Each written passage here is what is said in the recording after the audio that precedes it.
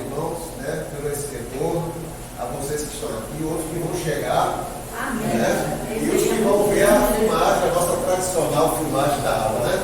Meu marido correu muito falando. E eu esqueci, eu também não estou querendo, não. Não tem que pagar, não tem que pagar, não. A gente liga. É porque o cheiro da sala. Chegou lá também. Olha, o cheiro da sala tá novo, porque foi pintada. Aí o ventilador deixa a gente sem Vai, água. mais leve. Nós não posso dar uma lá de 10 dias. Olha, você chegou. Pronto. Então, saudade de novo vocês que estão aqui. Algumas pessoas ainda vão chegar e os que estão na nossa filmagem, né? Então, vamos ter aí um desafio da nossa EBD, desse retorno. Eu botei no grupo, mas só explicando mais uma vez para não haver dúvidas. A revista trata de 13 assuntos baseados em 6 cartas de Paulo, né? Durante 6 domingos a aula foi em conjunto aí na igreja, mas muita gente não pôde vir e ela não foi gravada, né? Então, para não ficarmos com um prejuízo maior, a proposta foi que nós vamos ter 7 domingos até o encerramento dessa revista. Em cada domingo vamos ver uma das cartas que a revista tratou. Por exemplo, hoje nós vamos começar com a primeira carta de Paulo a Timóteo, que está baseado nas lições da revista 6, 7, 8. Certo? Então nós vamos ver primeiro Timóteo. Domingo que vem será 2 Timóteo. E assim nós vamos ver todas as 6 cartas e no final a gente vai fazer um apanhado no último domingo, no 7º domingo, ok? Então nós vamos ver todo o conteúdo da revista nesses 7 domingos. Outra situação, são 7 domingos, a proposta também vai ser de cada carta de Paulo, nós vamos trazer uma pessoa diferente para falar. Hoje será o irmão Ancião que vai fazer 1 Timóteo. Domingo que vem será irmã Pinho, com 2 Timóteo. Depois vamos ter Josi, com Tessalonicenses. Depois vamos ter Júlia, com Tito. E por aí vai. E eu faço o fechamento final. Tá bom? Essa é a proposta para fecharmos a nossa revista desse trimestre. A outra revista, vamos ver qual dinâmica nós vamos dar. Ok, irmão? Vamos orar? Vamos ficar em pé, descansar um pouco, depois a gente se vai passar. Sabe ficar sentado. Vamos orar. Senhor, nós te agradecemos por estar aqui, Pai Santo, como igreja do Senhor, Pai, para estudar a tua palavra, para compartilharmos, para tirar as dúvidas, para colocarmos os nossos entendimentos e podermos juntos, ó Deus, entender o que vem da parte do Senhor para as nossas vidas. Abençoe o irmão Ciel, que estará responsável pela condução da lição. Abençoa as nossas vidas, que o teu Espírito esteja fluindo aqui no nosso meio, no nome de Jesus. Amém. Amém. Em nome do Senhor. Amém. Graças a Deus, queridos. Eu falei um pouco distante que nem lembrava mais de dar aula. Viu? Estava nem mais imaginando quando eu voltaria da aula da IBD. Porque só em São Carlos é Formoso, você acaba desenvolvendo sua visão só de um trabalho e esquece do outro, né? Mas que esteja projetando dar aula de IBD lá também. Mas nesse momento tem uma plantação de igreja. Mas nós vamos falar sobre 1 Timóteo. Eu fiz um compilado do capítulo 6, capítulo 7, e vamos ver se você chega no capítulo 8. Capítulo 6, a aula já é capítulo 7. É a aula 7. A aula 7. Deixa aceleração assim. A aula é 7. Eu peguei a aula 6, 7 e 8. E fiz um compilado. Por quê? Porque para a aula 7 você precisa entender a aula 6. Algo que você talvez já entende, talvez você acha que entende e não entende. Então, coisas básicas. 1 Timóteo é um livro, uma carta, certo? Que foi enviado para quem? Para Timóteo, é claro. Mas talvez você não entenda isso. E quem foi Timóteo? O ajudante de Paulo. Certo? Então tá aí, 1 Timóteo, capítulo 1, verso 15. Quem lê aí? Então, o nosso textual é o capítulo 1, verso 15. Se demorar eu leio, que diz assim: fiel é a palavra e digna de toda aceitação, que Cristo Jesus veio ao mundo para salvar os pecadores, dos quais eu, Anselmo, sou o principal. Aí Paulo está escrevendo, eu, Paulo, sou o principal. Então, esse é o texto áureo da aula 6, capítulo 1, verso 15. Timóteo, essa carta aqui foi escrita por Paulo, provavelmente em 64 ou 65 a.C. Onde foi escrito isso, professora? Bom dia. Levanta aqui. É porque eu sou mais ou menos ele. Agora que eu vou entender. Depois eu deixo. É porque eu estou acelerado, eu estou acelerado. Não, se acalma. Depois ele respira. e diz que Paulo indo das suas prisões. Porque quando eu fui falar, eu olhei para o professor na porta aqui procurando. Aí meu foco perde. Ou eu fico centrado ou eu perco o foco. Respira, que a gente vai pensar. Paulo indo das suas prisões, Paulo estava ali preso. E como não perdia tempo, pensava e pedia alguém para escrever. E aí ele surgiram essas questões. 1 Timóteo capítulo 1, verso 3 diz assim: quando eu estava de viagem rumo a Macedônia, te roguei que permanecesses ainda em Éfeso. Ou seja, Paulo está na Macedônia e pedindo a Timóteo que ele permanecesse em Éfeso, para demonstrar a certas pessoas, a fim de que não ensine outra doutrina. Paulo foi liberado da prisão domiciliar que ele estava, viaja novamente, viajando muito, visitando as regiões, estabelecendo anteriormente na prisão, onde ele iria viajar para plantar as igrejas. Ele pede a esse homem que foi suplente dele, dar o suporte a ele, a continuar dando suporte à igreja que ele plantou. E que Timóteo continuou com ele ali. Então Timóteo fica por ali. Para que foi escrito essa carta a Timóteo? Qual foi o fundamento dela? No capítulo 16 de Atos, do 1 a 3, Paulo escreve que Timóteo, ele serviu em Éfeso e agora ele tinha responsabilidade de quê? Cumprir alguns desafios. Quais os desafios de Timóteo ali naquela igreja? Dar continuidade a uma obra. Quais os desafios? Dar continuidade a uma obra estabelecida por Paulo, em que ele seguir ensinando a doutrina genuína da palavra de Deus. Que doutrina é essa? Doutrina genuína da palavra de Deus. Por que isso, seu? Porque sempre existiu e sempre existirá outras doutrinas. Porque muitas vezes as pessoas confundem. Sim.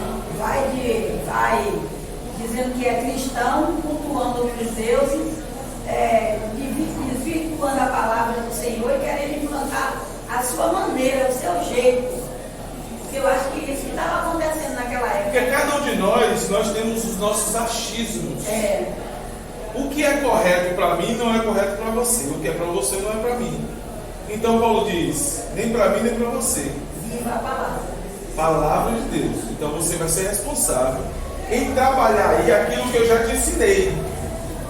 Aquilo que a palavra de Deus diz. Aquilo que a lei diz corretamente. Eu tinha falado no capítulo de Atos, mas eu não li para vocês. Diz assim, ó. Atos capítulo 16, verso 1 a 3. Chegou também a Derbe e a Listra. Havia ali um discípulo chamado Timóteo, filho de uma judia crente, mas de pai grego. Dele também davam testemunho os irmãos em Listra. O cara é filho de uma judia crente e um pai grego. É um misto dentro do seu lar. Mas as pessoas que o conheciam davam bom testemunho desse cara. Quis Paulo que ele fosse em sua companhia, e por isso circuncidou por causa dos judeus daqueles lugares, pois todos sabiam que seu pai era grego. Ou seja, Timóteo não tinha o perfil para ir nos lugares que Paulo ia, porque o pai de Timóteo era grego. Então ele não era para os judeus alguém apto a falar no meio dos judeus, a ensinar os judeus e a participar dos momentos que os judeus participavam. Então o que é que Paulo faz? mesmo compreendendo que a circuncisão não salva, eu vou te circuncidar. Porque é necessário que você caminhe comigo e que você esteja coberto pela lei judaica para isso. A lei e a cultura. Né? Você leu Timóteo, Atos 16, quanto? De Atos capítulo 16, verso 1 a 3. Ah, sim. Foi o que eu tinha falado, mas não li. Certo? Vamos voltar para cá? Fala, queridão. Então ele é responsável de dar continuidade à obra já desenvolvida com Paulo, seguir ensinando aquilo que Paulo estava ensinando lá e que direcionou ele a fazê-lo, e incumbe a tarefa não nada fácil para Timóteo. É algo que nós temos que estar sempre atentos onde é que nós estejamos. Ele diz e adverte a Timóteo que algumas pessoas que estavam ensinando falsa doutrina, tais como fábulas, genealogias sem fins, e criavam discórdias em meio à igreja em si. Era para ele combater isso aí. E como é que resolve isso, irmãos? Nós vivemos isso no dia a dia? Nós encontramos isso nas igrejas? Eu estava até comigo esses dias, tinha uma cada reunião. Ele falou: cadê você, rapaz? Nós já estamos aqui, já tínhamos atrasado os 40 minutos, não foi? Ele está tratando justamente sobre isso. Acaba que a gente nem imaginava, o cara falou comigo: rapaz, você acredita que o líder falou no meio da igreja que foi morar em uma casa e lá tinha uns fantasmas?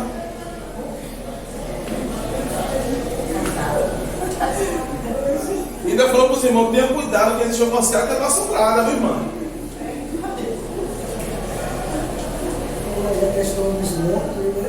Tem algumas casas que é mal assombrada, tenha cuidado. Eu fui morar numa casa e lá tinha uns fantasmas. Ele falando isso, eu lembro, eu falei assim: isso é gnose. Isso é ensinado pelos gnósticos. Então até hoje nós convivemos com isso. E Paulo diz: olha, tenha cuidado, você é responsável. E aí eu falando com a Dervan, logo quando eu cheguei, quando eu te ler a revista, você percebe que a revista é escrita como se fosse para uma classe CVD só de pastores, mas não. São para pessoas que devem compreender que você é um pastor do seu PG. Um pastor do seu PG. Você é uma pastora do seu PG, do seu grupo. E você é responsável em direcionar as pessoas. Na sua família. E é responsável em pastorear aqueles que estão com você. Os seus relacionamentos. E quando nós lemos daquilo, não, isso aqui está vendo aí, Adevan?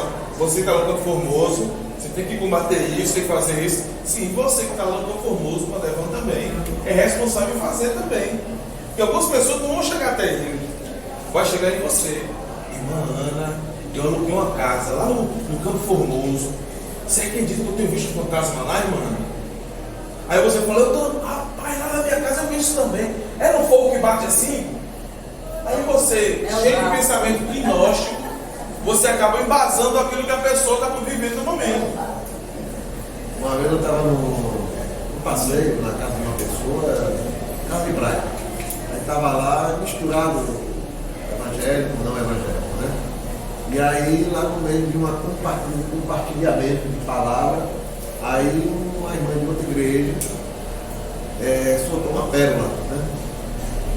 De que ela tinha, estava conversando sobre dons do Espírito. Bem-vinda! Bom dia, queridão. Olha, a família toda! Soltou a pérola, né? Porque estavam conversando sobre o Espírito Santo e tal. Daqui a pouco ela falou sobre dom e ela disse que tinha um dom de ver demônios. Misericórdia. Aí você não pode ficar calado. Não pode ficar calado. E aí você tem que ir para a palavra. Não existe isso na palavra. Não, mas eu tenho. Você pode ter o que você quiser ter. Mas o que está na palavra é outra coisa. Cuidado com o que você anda tendo aí, porque está fora da palavra. Tá vendo aí? E eu ia falar sobre isso agora. E aí a gente vai ver depois, como essas aulas aqui nós vamos dar no Campo Formoso. Lá são 4 quartas-feiras. Então essa mesma aula aqui, eu vou fazer essa compilação ser destilada para 4 quartas-feiras e um domingo. É assim que nós estamos fazendo lá. Então lá você vai poder ouvir mais coisas. Fala, Glorinha. na praia, né, uma parte forrada. Aí minha netinha correu com a minha cama, porque ele disse que tinha fantasma. Eu subi aqui embaixo de Gigi, né? Aí eu falei, minha filha, nossa, é os ratos que tá tudo lá. E era mesmo, tinha dois ratos. Pronto, aí é o que a Devan acabou de falar. O que são essas fábulas e genealogias sem fins? Existem duas interpretações, certo? Os mitos gnósticos, eles trabalham isso como doutrina das emoções. O que é que a Devan falou agora? Eu tenho dons de ver demônios. Isso é doutrina das emoções. As suas emoções, e aí como você já ouviu em outros lugares, por isso se chama doutrina, porque a irmã falou, a outra falou, a outra falou, o outro já falou, ele embasou, virou doutrina. Doutrina das minhas emoções me mostraram algumas coisas. Bom dia, querido. Você está pregando aqui agora, daqui a pouco a irmã voa lá. Por que, irmã? Ô, irmão, você estava pregando assim, o anjo me pegou aqui e me jogou do lado de lá. Doutrina das emoções. Isso é um mito gnóstico. Mas aí, como é que você vai falar para a pessoa que ela está mentindo? Não. Sendo que às vezes ela é confiável. Se ela falou que está vendo, eu vou desacreditar? Você não pode ter esse choque aí, não. Mas você vai ter que ensinar doutrinariamente, sem entrar na questão do que ela falou. Ela vai ter que aprender. Vai aprender com o quê? Com você pregando doutrina. Porque não adianta. Contestar. São suas emoções. Com a minha razão, quem vale mais? As suas emoções, né, irmã? Imagina aí, tem um problema, o homem para para pensar, a mulher para chorar. Não é assim? Como é que eu vou dizer? Não chore não. Não chore não. São as emoções dela. Mas ela vai chorar. Ela está chorando e raciocinando. Viu?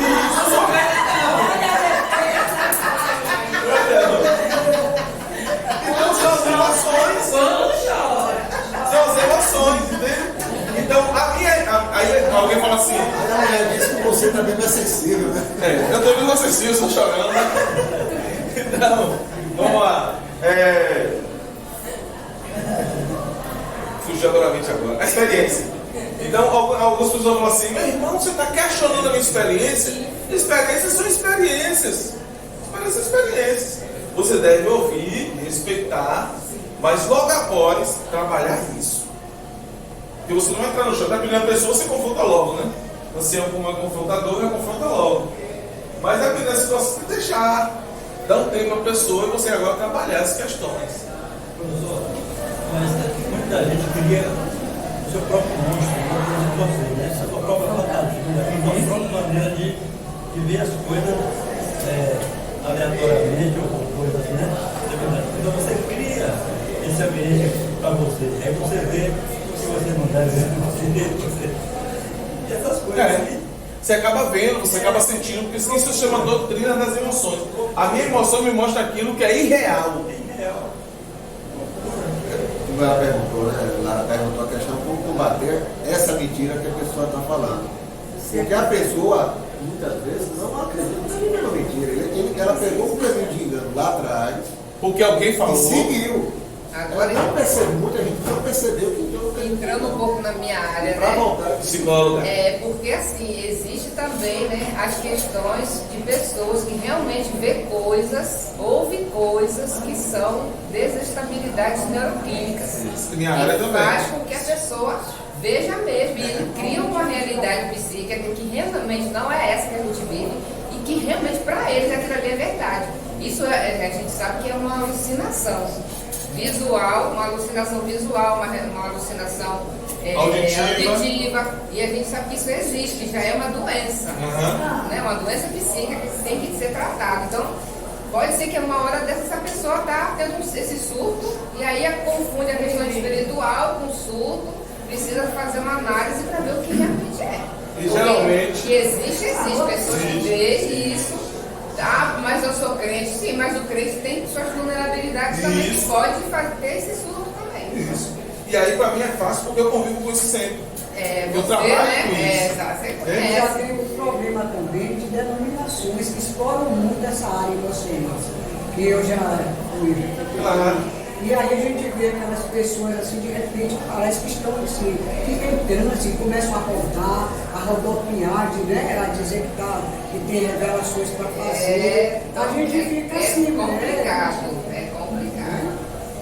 E aí, Paulo, geralmente, quando você vê essa questão da doutrina das emoções, onde existem os problemas, e aí o Paulo mesmo cita que por causa dessas doutrinas das emoções, por aceitarem essas falsas doutrinas, é que dois homens que caminhavam no meio deles acabou caindo nessas heresias gnósticas. E ele fala sobre Himeneu e Alexandre, tá? Então ele vai combater e diz, olha, por causa disso, esses dois eles caíram nessa heresia gnóstica.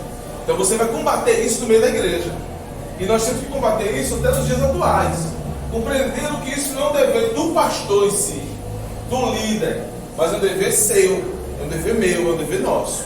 Nós temos que estar aptos a estudar a palavra, entender a palavra, porque nós temos que combater isso todos os dias. Isso sempre surge, por quê? Porque isso é de enxurrada. Isso é de enxurrada. E hoje tem acontecido muito mais do que antes. Ontem quase que eu não consigo entrar na rua de casa, porque eu olhei e falei, esse dia esse menino estava vestido de pano de saco. Eu vi ele passando, o menino estava vestido de pano de saco, que é uma questão do Velho Testamento. Aí quando eu olho agora, ele já estava vestido já, parecendo um banda. Que agora é uma vestimenta que estão usando nas igrejas neopentecostais. Os caras de tambor, eu não acredito num negócio desse não. Todo mundo andando na rua, é tipo traje carnavalesco, roupa brilhante, meia prata, meia azul, com lantejoula e tal. Isso já chegou em Itabuna. Eu falei, meu Deus, rapaz, essa igreja chegou em Itabuna. E no fundo lá de casa eu nunca tinha visto. Inclusive, irmão, saiu no carnaval, blocos assim, de evangélicos com essas roupas, dizendo que estava ali para fazer. Mas é isso, e se você for combater, são as experiências dele contra a sua razão. Isso aí se chama doutrina da emoção. Alguém ensinou, alguém fez e eu copio. E nós vamos seguindo. E por isso muitos deles caem, e como Paulo fala, são entregues a Satanás. E aí você deve entender, lá no campo famoso, você vai ver o que é isso, você vai entender o que é isso. E aqui a gente vai ser bem mais rápido, tá bom? Qual é essa doutrina? É a doutrina que Paulo fala, você vai ler em capítulo 1, versículo 1, capítulo 1, verso 3, tá? Você vai ver lá, se você abrir, por favor, Tito, logo depois, Tito no capítulo 1, verso 10. Todos esses expoentes da doutrina da emoção têm compreende-se como mestre da lei, e todos nós somos mestres em alguma coisa. Pode ler? Pode ler, amado. Porque há muitos desordenados, faladores, vãos e enganadores, principalmente os da circuncisão. E essa é a doutrina, o tido como os circuncisos. Alguns enganadores, faladores, que aplicavam a lei segundo os seus preceitos. E aí Timóteo agora é incumbido de resolver isso. Combata esses maus costumes. Continue combatendo essas doutrinas que são implantadas e que têm derrubado homens, como esses dois que eu te citei. Então, quais são as recomendações sobre a vida cristã? Está também nessa aula 6. Recomendações sobre a vida na igreja, na sociedade. Na igreja e na sociedade. Aí você vai ver agora em revista, podemos situar. Esse quadro não vai dar para a gente seguir em casa, não. Porque o professor está bem acostumado. Está mal acostumada. Está mal acostumada. Eu estou aqui marcando a Eu não ia botar nem o quadro, foi quando ele falou, eu lembrei. Eu estou marcando aqui o quando ele falou. O instante do meu lado. Tá vendo aí? A irmã já tem um abacaxi cortado com pitadinha de sal. Hoje eu estou marcando Eu nem lembrei, quando ele falou assim, eu estou com uma terra botando o quadro aí, eu cheguei aqui e levei um impacto.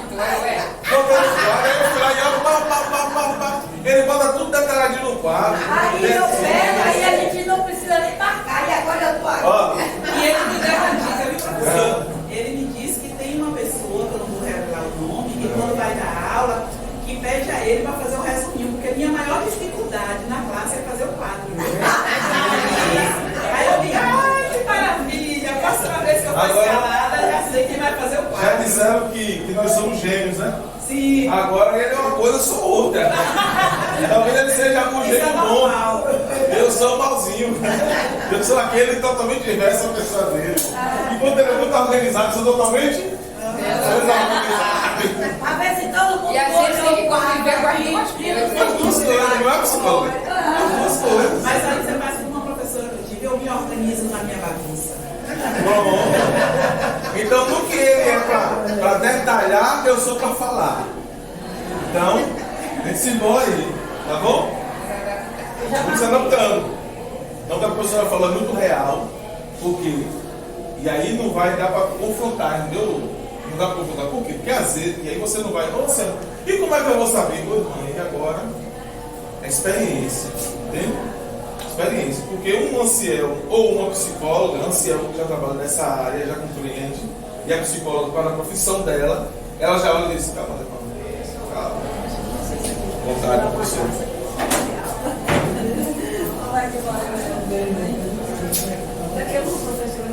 Ah, é. Dá um beijinho nela.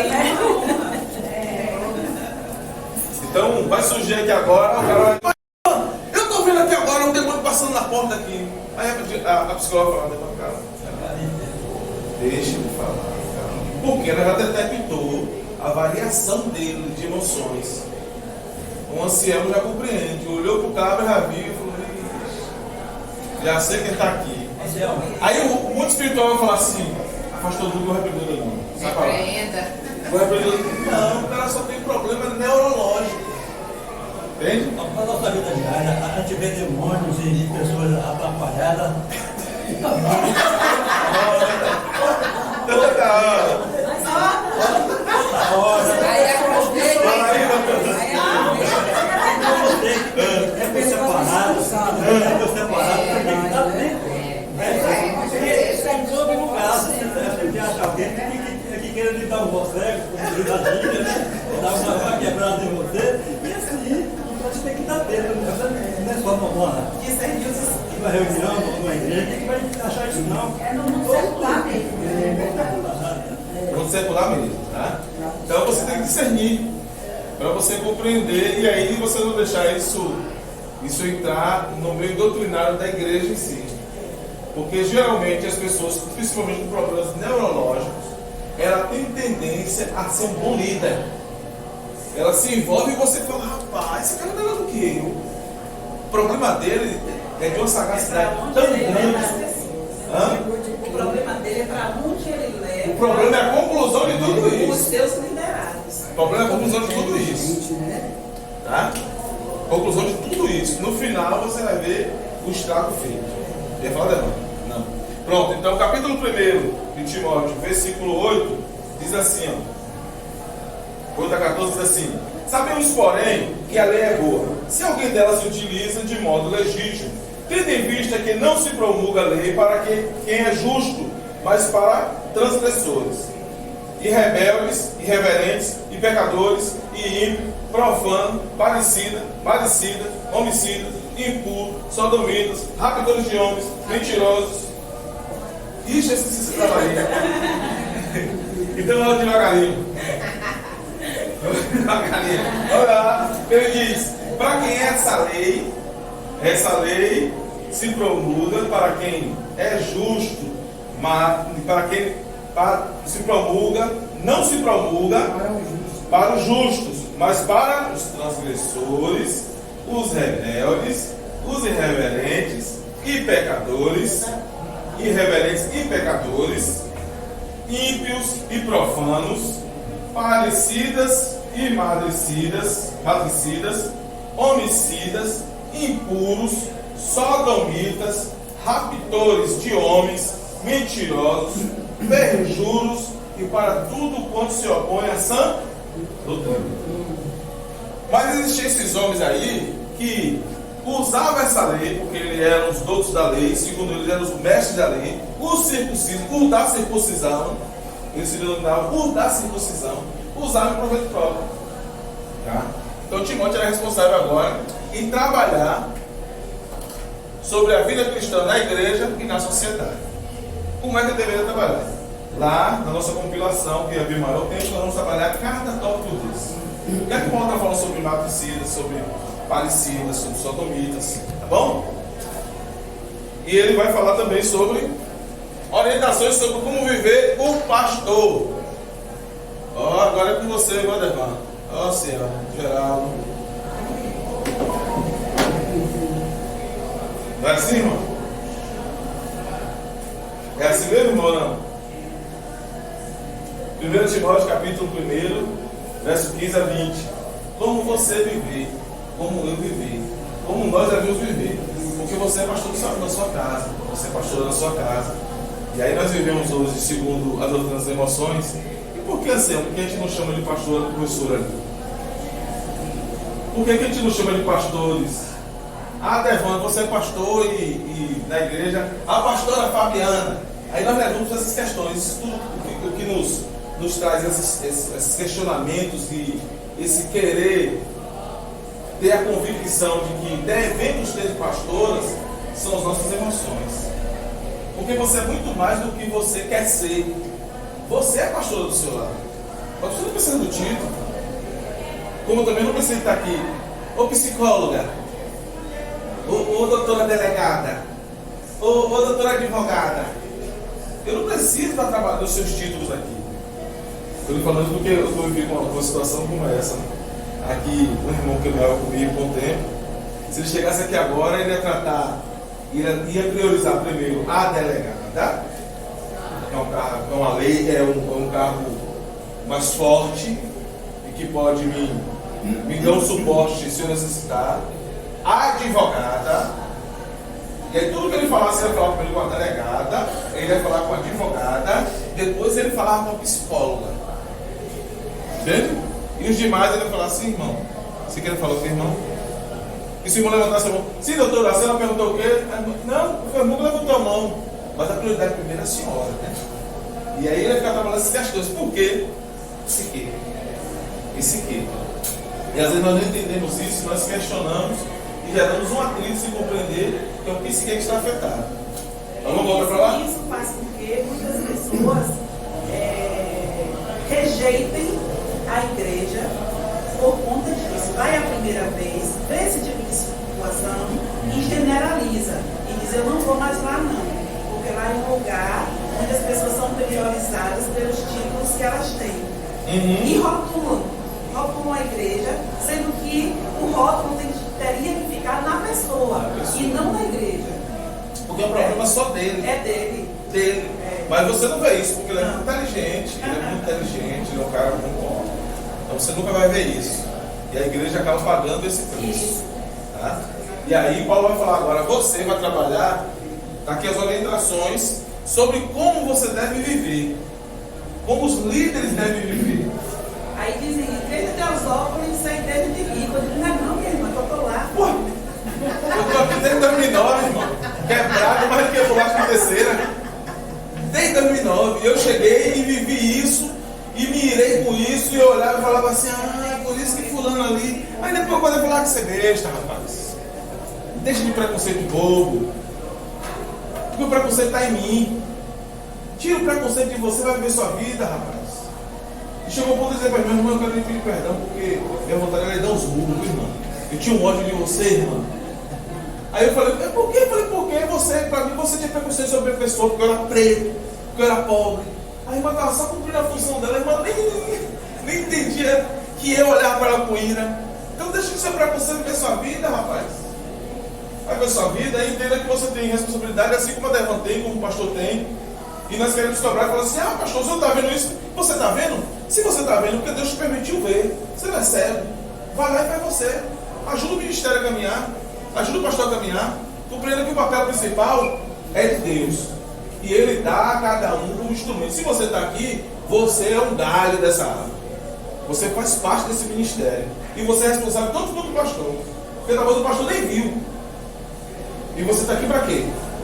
Não, tá vendo? Ele tá bagunçado. Não vou falar com a Devan. Sim, resolve você, irmão. Eu já vi que o professor Luciano, quando ele vir dar aula, ele não é Devan, então eu vou chegar mais cedo. Eu vou fazer o que o professor Devan faz. O irmão já pegou o quadro prontinho, ele só vai dar aula. Não é assim, professora? É assim. Agora, eu vou dar uma ideia. Às vezes a gente vê uma coisa na igreja. Fala, queridão. Então, quando você vê, você tem que lembrar que você faz parte daquela igreja, você é uma célula ali. Hoje eu vou fazer esse serviço, por isso que eu estou dando um exemplo para vocês. Então, abrace aquela pessoa e peça a ela que faça o mesmo com a outra com quem ela ofendeu, mas de uma maneira amorosa, com carinho, que é para aquilo se quebrar logo, antes de enraizar. Mas a gente tem que ter um jeitinho amoroso. Aí já pedir ao Senhor, orar em casa, ao Senhor, eu vou fazer isso, será que vai dar certo? Me oportuniza a fazer isso, porque é melhor do que isso se propagar para outros. Isso aí. Porque senão se propaga e aí vai. Mas o nosso problema é que nós falamos, nós não fazemos. Então aprenda para não faça, não fale, faça. Vai lá e meta a mão na massa. Vai lá e dê o suporte necessário. Eu estou aqui para ser auxílio dos líderes. Eu sou auxílio dos meus líderes. Eu estou aqui para poder ajudar ele a carregar essa carga. E ele vai dizer, olha, 1 Timóteo, capítulo 1, verso 15 a 20. Diga. 15 minutos. Vixe, meu Deus, deixa eu partir. Ele diz, ó, ele vai falar sobre essas orientações de como viver o pastor. 3 verdades, eu destaquei 3 verdades dentro desse capítulo aí, tá? No versículo 15. Eu tenho que acelerar, viu, menina? Aí deixa ela agora que ela vai segurando a onda aí. Eu vou ter que acelerar. Acelera devagar. Acelera devagar. Acelera devagar. Vai falando dando uma marcha ré. Eu vou dando a primeira marcha ré. Aí ele vai falar assim, são 3 características que eu tirei desse versículo 15 e versículo 20. Em primeiro lugar, combater as falsas doutrinas. É isso que o líder tem que estar sempre disposto a fazer. Combater as falsas doutrinas. Versículo 18, está aí. Em segundo lugar, combater essas falsas doutrinas, ela exige cautela. Então, combatê-las com cautela. Foi o que nós falamos aqui agora. Se você não entendeu o porquê está atingido assim, tenha calma. E no tempo oportuno você vai combater. Você vai ver que ele diz assim, mantendo a fé e a boa consciência, no versículo 19, a fé e a boa consciência, porquanto alguns, tendo rejeitado a boa consciência, vieram naufragar na fé. Talvez a pessoa ali, por causa das suas emoções, acabe naufragando nessa fé por não compreender isso. E ela nem sabe que isso é uma falsa doutrina. Para ela agora é uma doutrina. E isso é correto, por causa das suas emoções. Terceiro, a disciplina eclesiástica é uma necessidade. A vida de todo líder, não só você não, né, que é líder do PG, a sua vida como líder cristão na sua casa, você é chamado para liderar. Essa historinha de que, não, peraí. Cada um Deus dá o chamado. E você foi chamado para quê? Para levar banco de igreja? Para botar um bumbo ali e ficar encerrando o banco da igreja todo dia que chega? Não, você foi chamado para liderar. Você foi chamado com propósito.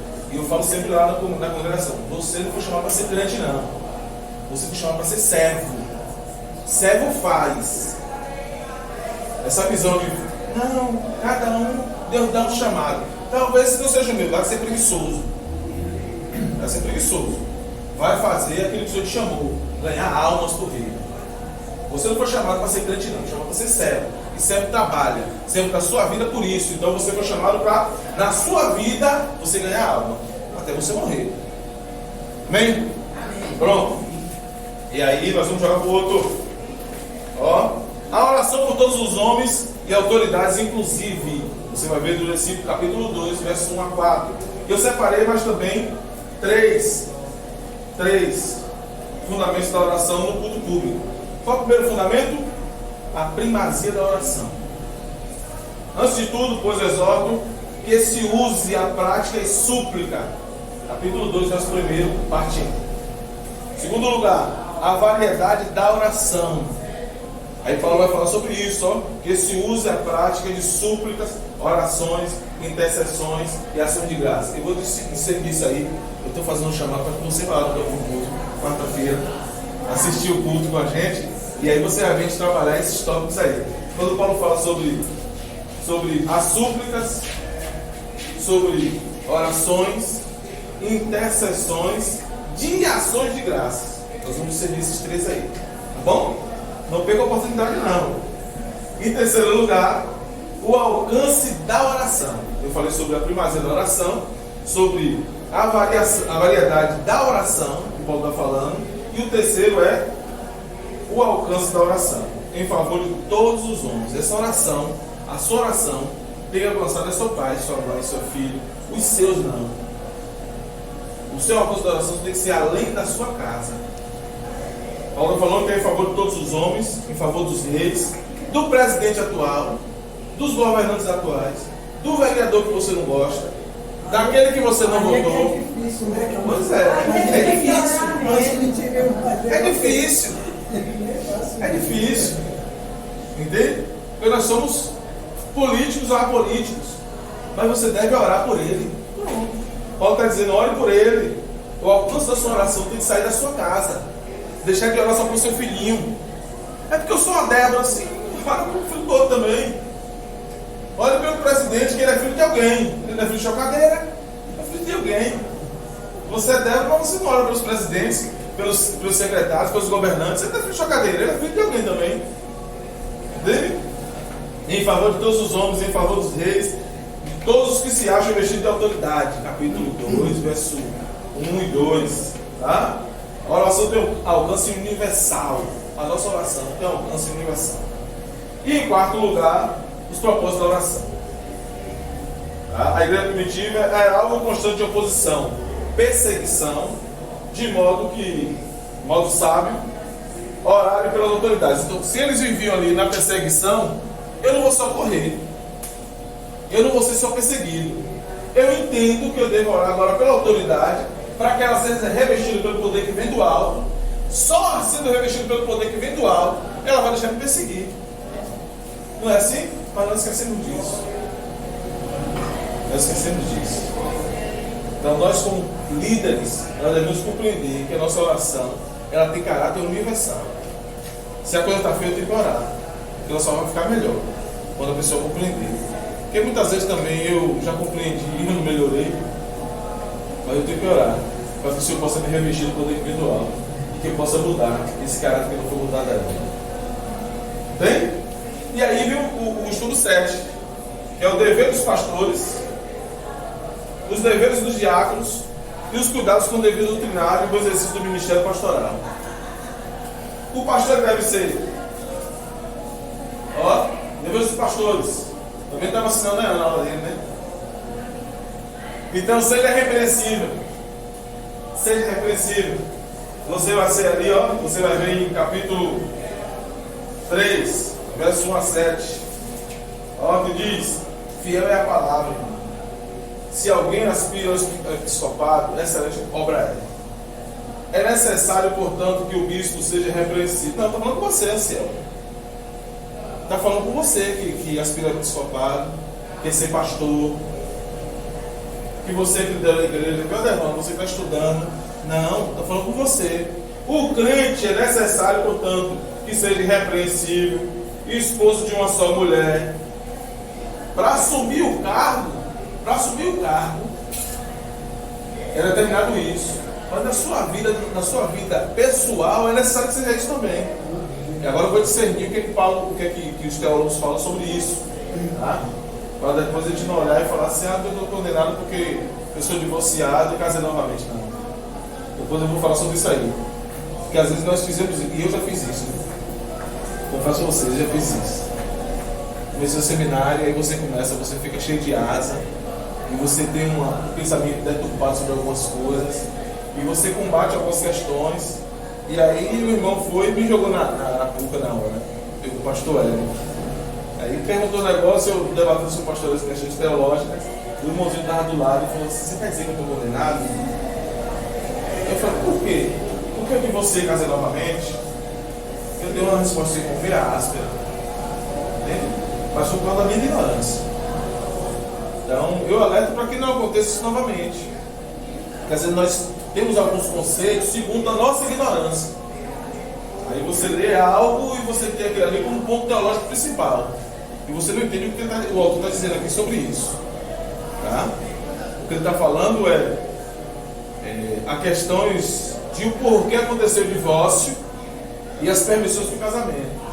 Aí ele está dizendo aqui, olha, esposo de uma só mulher, ele está falando que não tenha mulher e amante, marido e amante, pronto, temperante, sóbrio, modesto, hospitaleiro, apto para ensinar, não dado ao vinho, não violento, porém cordato, inimigo de contendas, não avarento, governe bem a própria casa, criando seus filhos sob disciplina.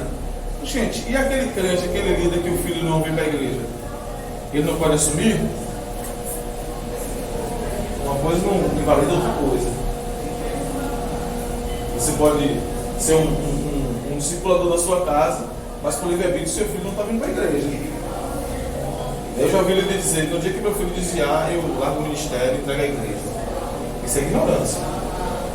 Porque a pessoa não roubou. Os seus ensinamentos, a doutrinação que você tem feito na sua casa durante anos, não invalida o seu filho pisar na jaca e desviar do evangelho e seguir o seu rumo e destinar a sua vida. Isso não invalida. Existe uma idade limite, em que os pais eles devem conduzir seus filhos para os cursos, para a atividade da igreja. E existe determinada idade que os pais não têm mais esse controle. E aí ninguém pode me responsabilizar, um pai ou uma mãe, sobre este assunto, né? Eu vi um depoimento do irmão, a líder, que a filha tomou essa direção e ela achou de deixar o ministério por conta disso, porque a filha tinha se desviado. E Deus falou com ela que ela nunca pregou segundo a capacidade dela, não. Ela toda a vida foi instrumento das mãos dele, fez a obra dele e falou aquilo que ele quis que ela fizesse. Então, ia continuar sendo assim, independente da decisão que esse pastor tomou ou não tomou. Nós somos servos. Nós fazemos e falamos aquilo que o Senhor manda. É a palavra de Deus. Não é, a nossa vida deve ser testemunho dentro daquilo que nós temos o controle.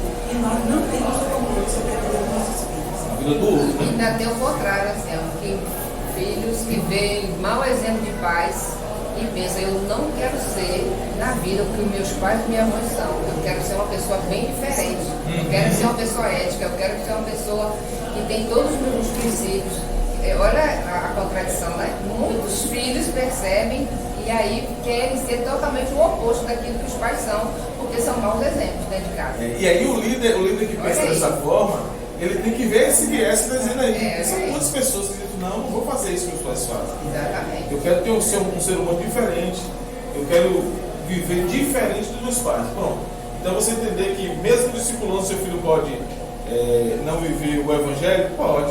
Aninha. Por isso que nós devemos, independentemente, orar pelos filhos de pastores, porque nós não sabemos o dia de amanhã. Então todos aqueles que nós conhecemos devem estar sempre intercedendo. Não está no nosso controle. O que vai controle. acontecer. E é por isso, Ana, e a psicóloga sabe que por isso que acontecem muitas fatalidades com pastores.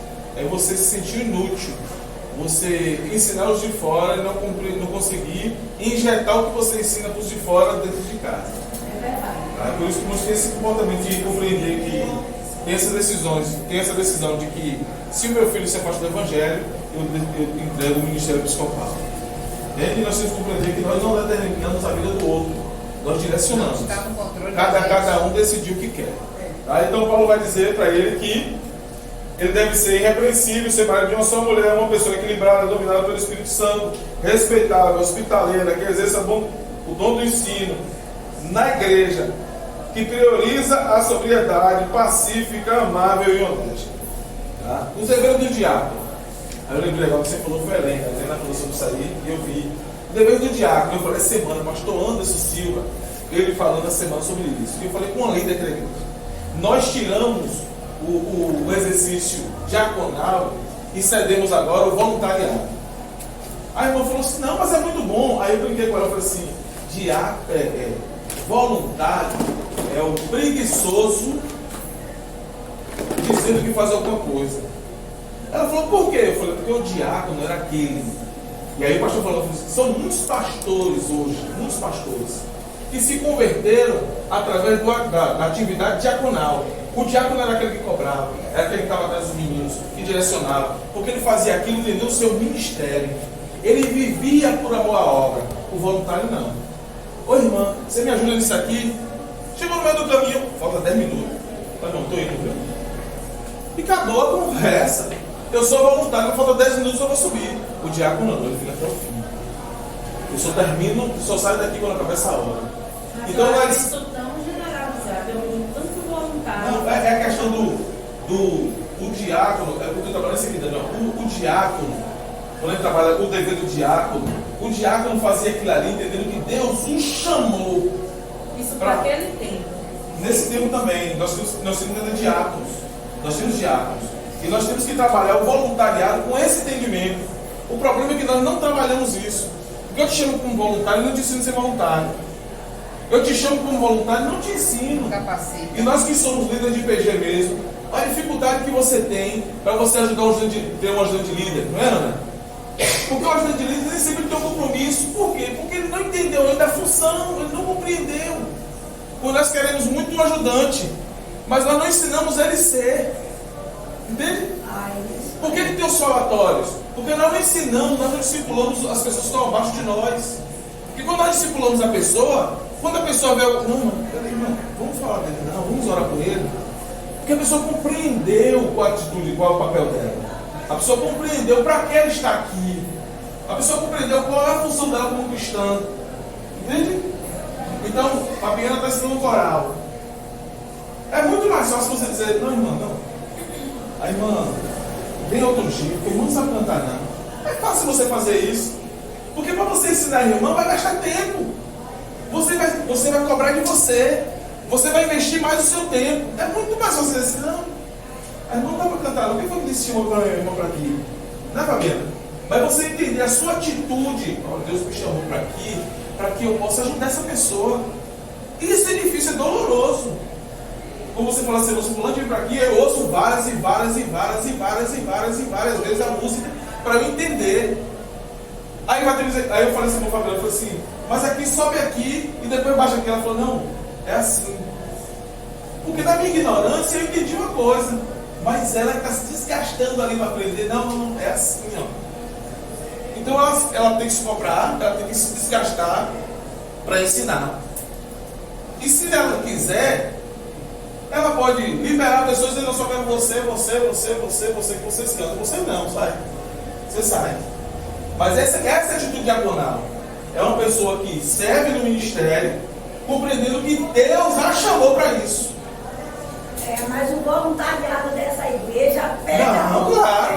E vai existe. até o fim. Existe. Pode não. Viu? Existe. Exatamente é isso que eu estou querendo dizer. Quando você generaliza que o voluntariado não faz com amor, é um negócio muito grande, porque assim a gente vê no dia a dia da vida, da igreja e tudo. Fabiana é um voluntariado. E as pessoas que estão no coral é um voluntariado. Nós que estamos aqui é um voluntariado de aprender. Eu entendo que sim, né? Deixa eu explicar para você entender. O que você se propõe a fazer, que você não tem a obrigação, é um voluntariado. Então, tem muita gente que hoje tinha alguma coisa para fazer em casa, mas quer estar aqui. Por quê? Porque é um voluntário para aprender, para você. Eu tenho informação, isso é minha alegria. Não, prazer e voluntariado, porque eu vejo a senhora servindo, eu vejo Salma, eu vou falar aqui de Salma, que é uma pessoa que me vem na cabeça, porque eu vejo sempre ela como, desde quando eu comecei no Famoso, como voluntária. A gente foi ali para um acampamento. Salma estava como voluntária todos os dias. Então a gente vê que aquilo ali é um voluntariado. Deixa eu explicar mais uma vez, você entende? Você entende aqui, ó. O diácono é voluntário. Eu estou lhe dizendo o seguinte: você deve entender o seu voluntariado com papel diaconal. É isso que eu estou explicando. Entende? O diácono é voluntário. O único que entende, o único que nós entendemos ser um cargo é o pastor. Que não é um cargo. O pastor não é um cargo. É um chamado, assim como o diácono é. Entende? Mas não entendemos não. O papel do pastor é um tal como se fosse carteira assinada. Como se fosse a delegada que é compulsada. Como se você tem a obrigação, irmão. Você foi compulsada na prefeitura, em tal lugar. Nós entendemos isso, mas não. O diácono, ele é voluntário. O faxineiro, ele é diácono e é voluntário. O cara que está limpando aqui na EBD, que está entregando as revistas, isso é um cargo diaconal. Ele é voluntário.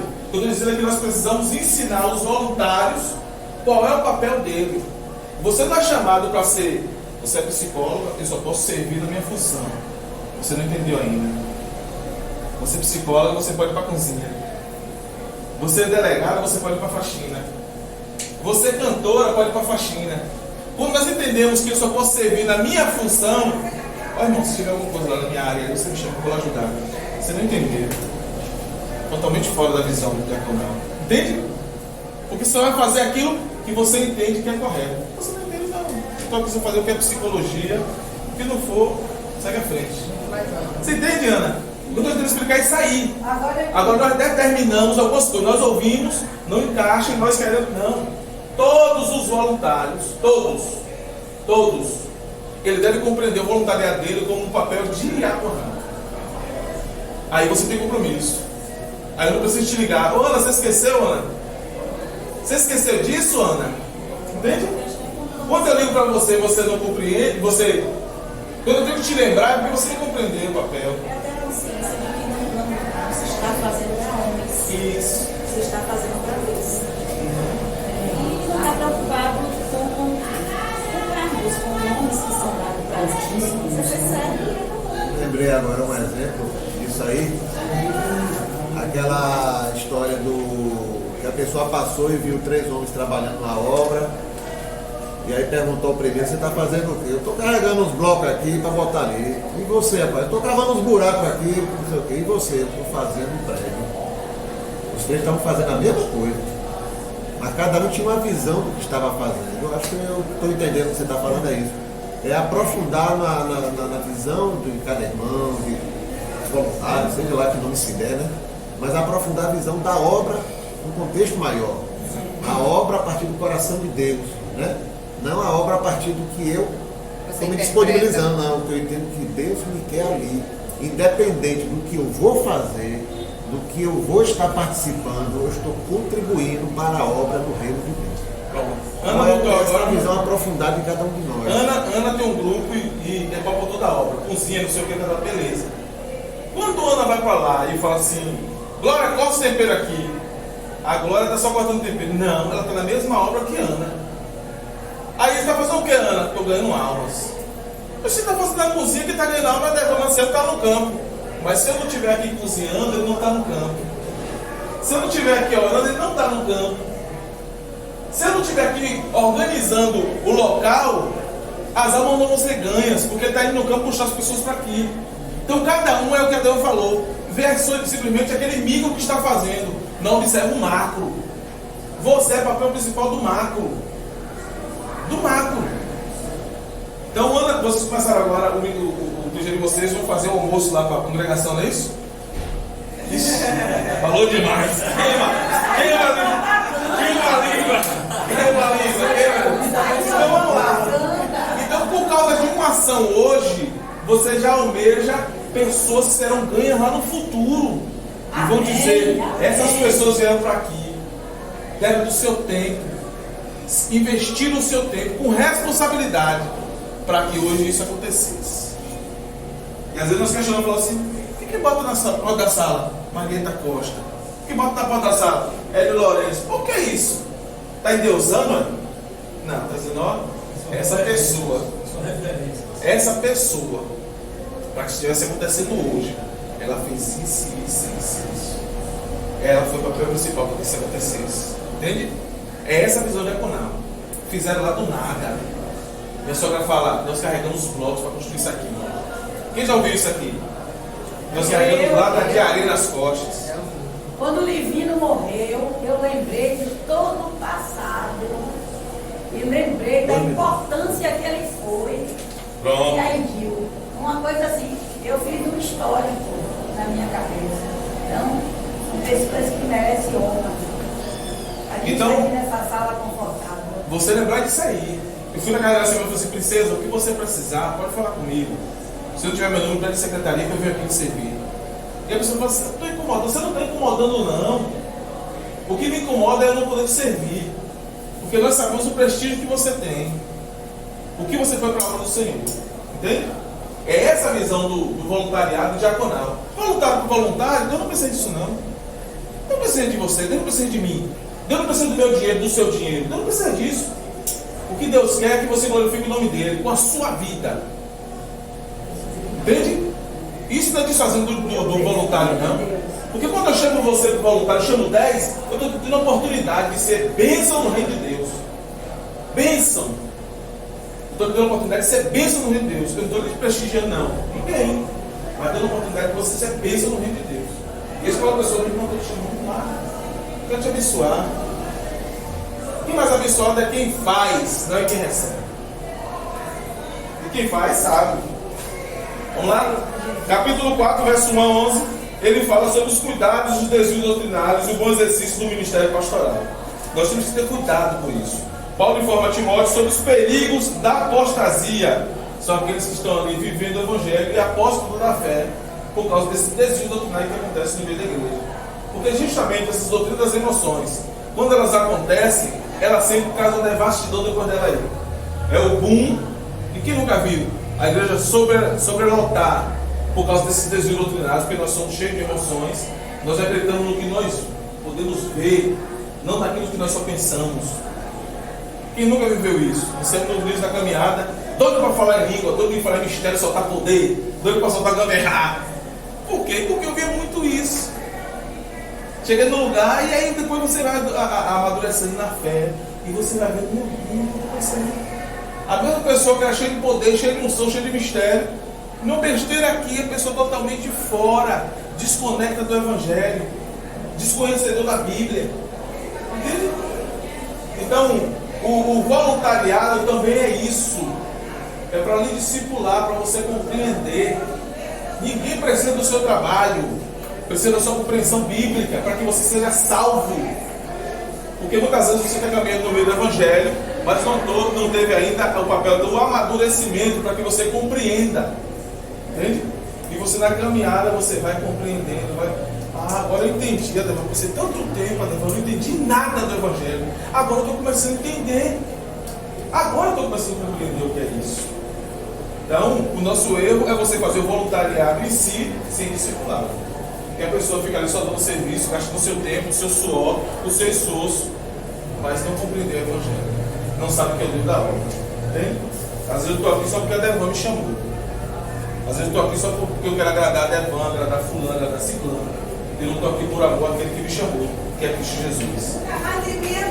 Mas vamos orar? Porque senão Deus me pega. Ele fala, ó. Não fez o quadro. Cansado, né? Está sendo lançado em rosto. Ei, Jesus! Tem misericórdia! Está fazendo um voluntário para fazer o quadro da próxima vez. Não, eu vou pegar o número dos irmãos. Eu vou pegar todo mundo por causa do Não, mundo. com relação ao quadro, você está sendo um voluntário relapso. Precisa se transformar num diácono. Quando eu for chamar de novo, aí eu vou vir um dia anterior. Vai chegar aqui, ó. Você tem que falar assim, ó. Você vai ter que dar aula. Quem você chama agora? Você vai ter que dar aula, mas você tem que fazer tudo direitinho, viu? Ser diácono. Porque senão você vai ser cobrado. E aí quando o pastor Anderson fala, né? Quando o pastor Anderson fala, né? ele falando. E aí, a Helena falou também sobre a questão de filhos. Ela falou para poder inspirar outras pessoas. Porque ela viu isso, ela abandona o ministério para os filhos. O pastor Anderson fala sobre isso, porque nós não temos hoje as pessoas que dão sangue por isso. E aí você vai ter pastor que fala assim, rapaz, e aí o diácono vai você vê tudo isso. Nossa, desde esse homem você vai levantar 10, 20 pastores. E eu congregava nessa igreja, era o capeta. E esse homem era quem me puxava debaixo do banco. Esse homem que me buscava no banheiro bagunçando. Esse homem, quando eu estava no trabalho da igreja assim, ele que me botava sentado, ele que me explicava, ele que me ensinava, ele que me direcionava. E aí você vai levantar 10, 20 pastores. Esse é um serviço diaconal, por amor. Mas nós queremos o nome e o cargo. Aí eu cobrar que agora tem um problema, chegou aqui agora discutindo. Naja ali. Não, ela aqui é membro da igreja. está na classe de EBD, professora, ela não está na atividade delegada. Entende? Eu quero dar o nome segundo o cargo. Eu quero que a pessoa ache assim, não, o diácono não é o serviço registrado da igreja, é o amor à obra e o dom da obra. Tudo bem? Ele vai conduzir cada um dentro da área que Deus quer conduzir. Somos nós que escolhemos. Quantos de nós aqui, se fosse analisar lá atrás, como é que eu vim parar aqui? Como é que eu vim parar fazendo essas coisas? Como é que eu cheguei até aqui? É Deus que está conduzindo. Então que a gente deixe Deus nos conduzir aonde Ele quiser. Porque quando é Ele que conduz, Ele vai estar conosco sempre. Né? Sempre. Sempre vai estar do nosso lado, guiando, fortalecendo e capacitando. Agradeço a Anselmo, que veio com o nosso convidado hoje aqui. Né? Como eu falei no início, só posso chegar depois. Nós vamos ter 7 domingos para terminar essa revista. Nesses 7 domingos, nos propomos a cada domingo ver uma das cartas de Paulo que são usadas nessa revista. Hoje foi a primeira carta de Paulo a Timóteo. Semana que vem, o dia que vem, será o irmão Pinto e vai ver a segunda carta de Paulo a Timóteo. Então já esteja lendo a segunda carta de Paulo a Timóteo para o próximo domingo, ok? Então cada domingo vai ser uma pessoa aqui à frente. É a nossa dinâmica dessa conclusão da revista. Tá bom, irmão? Vamos orar? Vamos lá. E depois Lembrando, virar a tradicional foto, né?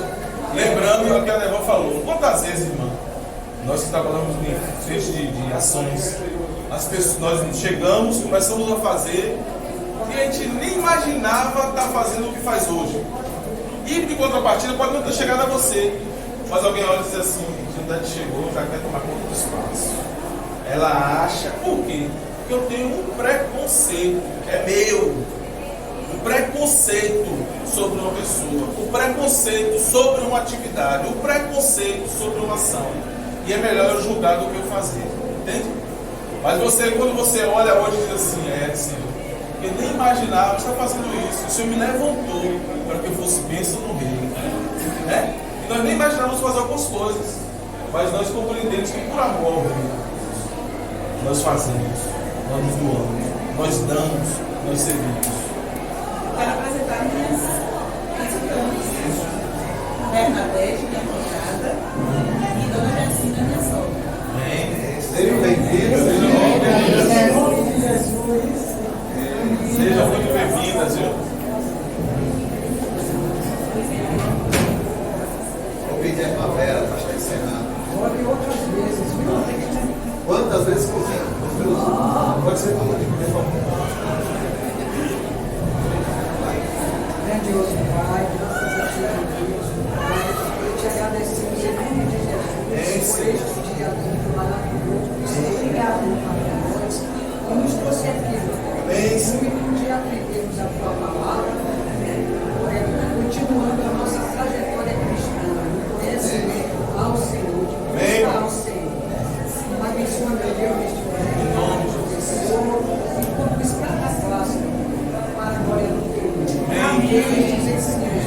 Que nós aprendemos aqui, sejam suficientes para nos tornar verdadeiros obreiros dignos da Tua palavra, dignos da Tua obra, e sermos revestidos do poder do Espírito para praticarmos um amor verdadeiro, e termos essa disposição de expandirmos o Teu nome levando esta palavra maravilhosa, poderosa, àqueles que ainda não te conhecem. Fica conosco no decorrer deste dia, abençoando esta classe, e a cada dia nós tenhamos esta alegria, esta motivação de estarmos sempre aqui, nesta comunhão gostosa contigo e com os nossos irmãos. Muito obrigada por tudo, Senhor. Guarda as nossas vidas, nos prepara para a mensagem do mais, em nome de Jesus. Amém. Vou pedir para ficar só nesse cantinho aqui para tirar uma foto rapidinho. É para a gente fazer a publicação. Errado. Dá uma foto só. Vamos lá,